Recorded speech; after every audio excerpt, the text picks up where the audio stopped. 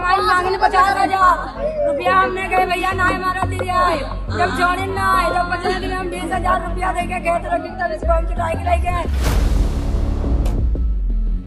मारे भैया उल्टा भैया हमने लटकाई नहीं है रस्ते से आने नहीं आए हमारी हमने कटरा चीर के रहे उसके बच्चे लगाई नहीं। किसी गरीब की जान लेना इनके लिए आसान होता है। किसी गरीब की जान लेना इनके लिए आसान होता है। बड़ा संदिग्ध पुलिस वालों का ईमान होता है। बड़ा संदिग्ध पुलिस वालों का ईमान होता है।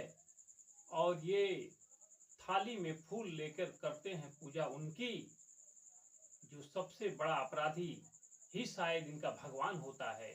इनका भगवान होता है। नमस्कार, आदाब, सत श्री अकाल। मैं हूं समीर आयोग और आप देख रहे हैं रियल स्टोरी। आज की जो सच्ची घटना मैं आपको बताने जा रहा हूं, ये घटना है उत्तर प्रदेश के लखीमपुर खीरी। लखीमपुर खीरी में एक थाना लगता है फरसान। उस थाने के अंतर्गत एक गांव आता है थाना फरदान के सिसवा कला गांव में। 13 सितंबर की ये घटना है। 13 सितंबर को एक किशोर जिसकी उम्र 17 साल थी, ये दलित लड़का था, उसकी मृत्यु हो जाती है। उसकी मृत्यु होने के पश्चात ही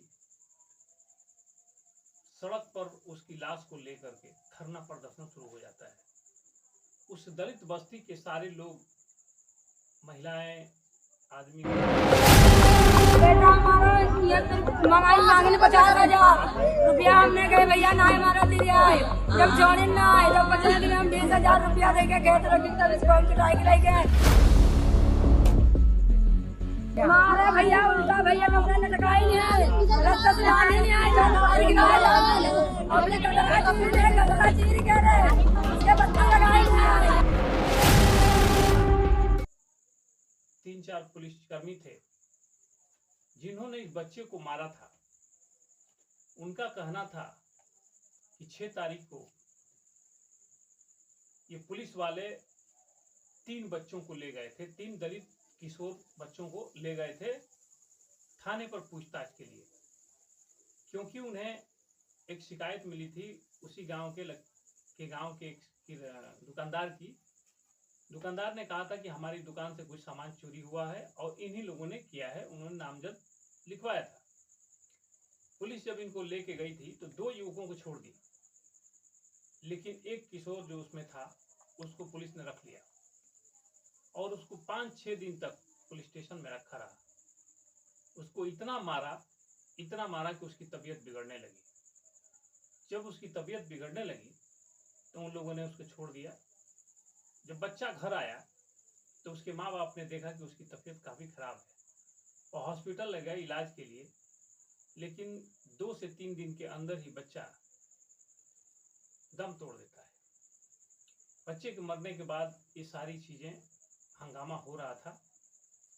इस हंगामे के बीच जब अधिकारी आते हैं तो ये सारे पुलिसकर्मियों को लाइन हाजिर किया जाता है। इनको सांत्वना दी जाती है कि आप लोगों के साथ न्याय होगा। तब कहीं गांव के लोग मानते हैं, गणेश प्रसाद की जो बात को मान लेते हैं और उसका अंतिम संस्कार पोस्टमार्टम वगैरह होने के बाद उसका अंतिम संस्कार कर दिया जाता है। लेकिन ये विवाद अभी तक थमा नहीं था, क्योंकि वो जो 4 पुलिसकर्मी थे, ये तीनों पुलिसकर्मी निशांत कुमार, अशोक कुमार और प्रभात कुमार, इनको तीनों को पुलिस ने लाइन हाजिर कर दिया है। लेकिन ये मामला अभी थमा नहीं है।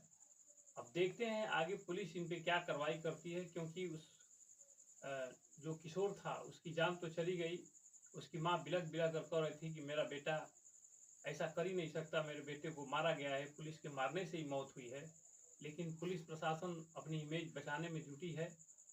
अब इधर गांव के लोग अलग मांग कर रहे हैं, लेकिन एक छोटी सी कार्रवाई करके उनको लाइन हाजिर करके इस मामले को सुलटा लिया गया है। लेकिन कोर्ट में जब पोस्टमार्टम रिपोर्ट आती है तो उसके बाद क्या कार्रवाई होती है, क्या कोर्ट में उन पुलिसकर्मियों के साथ होता है, इसको देखने के बाद ही पता चलेगा क्या न्याय हुआ, क्या अन्याय हुआ। लेकिन ये लोग गरीब हैं, दलित लोग हैं, इनके पास कोई सोर्स नहीं, कोई वो नहीं है, ताकत नहीं है, इसलिए शायद इनके साथ बहुत राजनेता, हर पार्टियों के नेता वहां जाकर के उनको सांत्वना दे रहे हैं कि आपके साथ न्याय होगा। लेकिन उनके साथ कितना न्याय होता है ये तो समय आने पे ही पता चलेगा। लेकिन पुलिस भी कहीं अपने कर्तव्य से चूक जाती है, तभी पुलिस पे भी ये जो उंगलियां उठती हैं, तो कहीं ना कहीं कुछ ना कुछ कमी जरूर रह जाती है। पुलिस भी अपनी इमेज को बचा के रखे, अगर ईमानदारी से काम करे तो शायद ये सब चीज़ें उनके सामने नहीं आएंगी। लेकिन पुलिस भी अपने रवैये को बदलना पड़ेगा, तभी समाज में किसी को न्याय मिल पाएगा। अगर यही लोग इनके साथ किसी के साथ अत्याचार करना शुरू कर देंगे तो फिर आम लोगों में आपस में क्या न्याय मिलेगा और क्या शांति होगी।